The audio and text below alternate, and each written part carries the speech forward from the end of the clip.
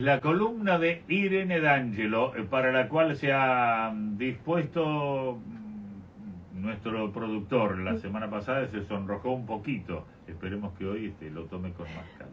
Sí, yo venía haciendo veniendo haciendo el chiste de que venía la parte 2 de la columna del domingo pasado, pero no. La columna de hoy es tranquila, pero de todas maneras quiero que el público interactúe y participe, porque si no, solamente cuando digo cosas subidas de tono participa, y así yo no. Así no.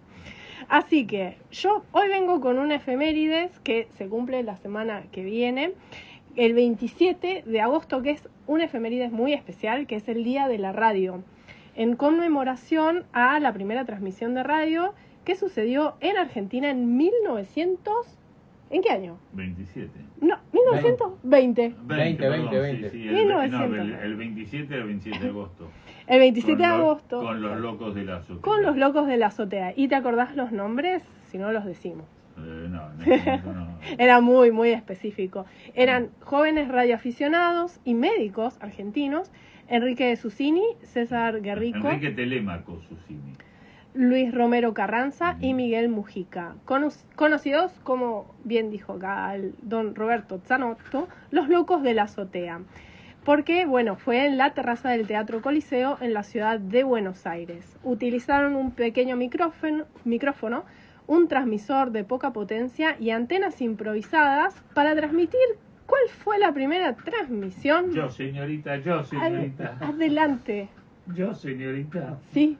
La ópera Parsifal de Wagner. Muy bien. Y fue la primera en el mundo, una edición. Es una polémica, porque hay otras emisiones que se adjudican también. Nosotros decimos que fue la primera, la creación de la radiodifusión en el sentido de sostenido. Claro. Exactamente. Se estima que apenas unas 50 personas que contaban con receptores a galena en sus casas pudieron sintonizar aquella emisión pionera. O sea, muy poquita gente. Entonces me pregunté qué pasaba en Italia, ¿no?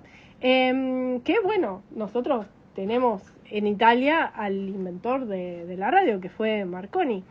Pero la primera transmisión fue 4 años después. ¿La quieren escuchar? Encontré 8 segundos de la transmisión. Si Juani nos la puede pasar. Todavía no. en un momento. Listo, adelante. Radiofonica Italiano, 1RO, stazione di Roma. Concerto sinfonico inaugurale. Bien, ¿qué? María. Era María Palma transmitiendo desde esa época. Estos 8 segundos pude conseguir. Me dio mucha lástima no poder conseguir un poquito más, pero lo quería traer de todas maneras. Fue el 6 de octubre de 1924 a las 21 horas.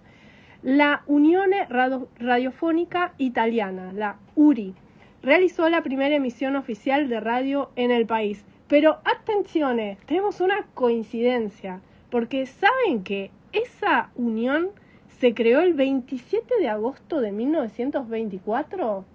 4 años después de la emisión en la Argentina. Exactamente, y ese ente más tarde se conocería como la RAI. Yo me quedé de una pieza cuando encontré esta coincidencia. Esta transmisión fue a cargo de la locutora María Luisa Boncompagni, era una María, en la estación de Roma, y fue un concierto inaugural también de Haydn. Y también salió la voz de la violinista Inés Viviani Donarelli, seguido de un boletín meteorológico y cotizaciones de la bolsa. Y a pesar de que fue en octubre, la realidad es que en Italia se celebra el Día de la Radio el 13 de febrero, que es la fecha internacional por el día en que se creó la radio de las Naciones Unidas, pero en 1946, incluso mucho después. Y hay algo que me maravilla de todo esto, y es que la radio es un medio de comunicación relativamente joven, porque si tenemos en cuenta 100 años en la historia de la humanidad, no es nada. Y aún así sufrió varias crisis o amenazas, como la aparición de la televisión o de internet.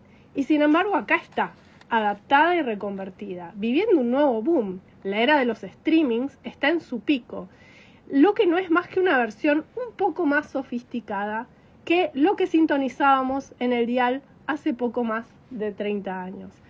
Y precisamente me encantaría que los oyentes nos cuenten qué significa la radio en sus vidas, escríbanos. Y si quieren, y por qué no, qué significa Chao Italia en sus domingos a la mañana. Muy bien, la propuesta está entonces recordar, poner en su lugar a lo que significa la radio en cada una de nuestras vidas. Yo agregaría también a lo que mencionaba Irene sobre las dificultades por las que debió atravesar la radio, por ejemplo, las mediaciones, las distintas dictaduras que utilizaron a la radiofonía para mantenerse en el poder. Y también la radiofonía, digamos, no legal, no me sale la palabra en este momento, pero la que está al margen del orden para bajar a esas dictaduras también. Exacto. En ese caso también. Y la está manteniendo en este momento la gran duda con las redes sociales.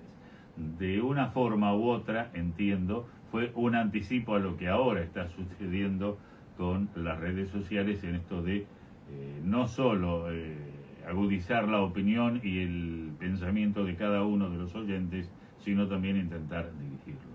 Exacto, y algo que tiene de positivo, me parece a mí, el tema de las redes, es que ahora la radio también llega a otros lados donde antes no llegaba. Y yo llego a través de Lingua Matters BB en Instagram. Eso. Síganme. Que no lo van a defraudar. Síganme, punto. ¿Cuáles son las redes? Lingua Matters BB en Instagram. Y hubo una época en que para escuchar radio, ahora se puede utilizar en el teléfono celular, con las pilas y demás, pero en algún momento era imprescindible utilizar la electricidad.